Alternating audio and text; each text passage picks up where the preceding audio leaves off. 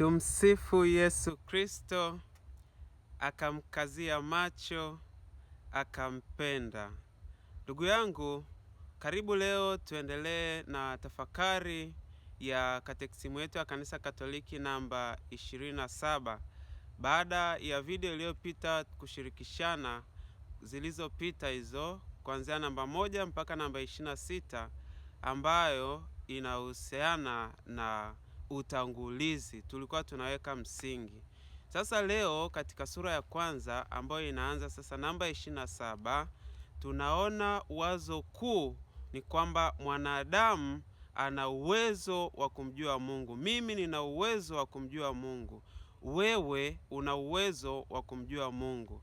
Na kipengele cha kwanza kabisa tunachoongozwa nacho ni kuhusiana na habari ya kumjua Mungu, tamaa ya kuwa na Mungu.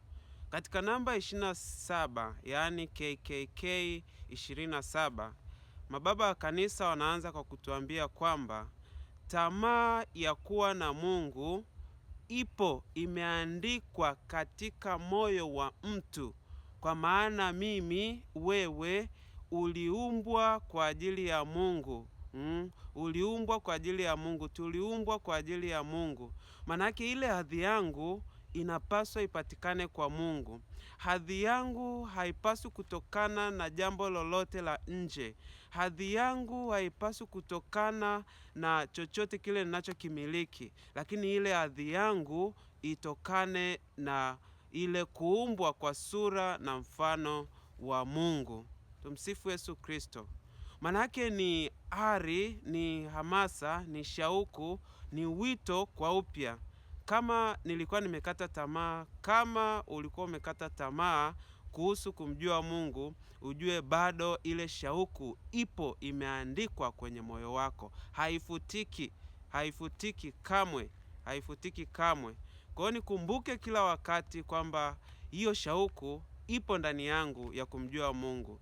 Tutaendelea kuona zaidi ni namna gani sasa hiyo shauku inafanya kazi katika video zinazofuata. Kwa hiyo kamwe ikifikia wakati unajisikia ukata tamaa, anza upya, rudi upya, fikiri kwa upya, jua kwa upya namna ambavyo Mungu ameandika hiyo hamu ya kumjua ndani ya moyo wako, Isifikie wakati useme kama Mtakatifu Agustino aliyesema kwamba Bwana, nimechelewa kukujua.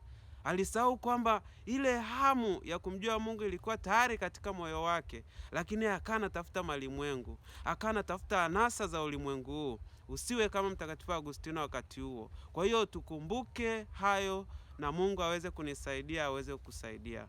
Ninakushukuru ndugu yangu kwa kusubscribe channel hii ya Hazina ya Kanisa Katoliki na kukaribisha katika sharing ijayo. Kumbuka kusubscribe kama hujasubscribe, karibisha na wengine, share na wengine, comment. Tukutane katika video ijayo. Nice to meet you.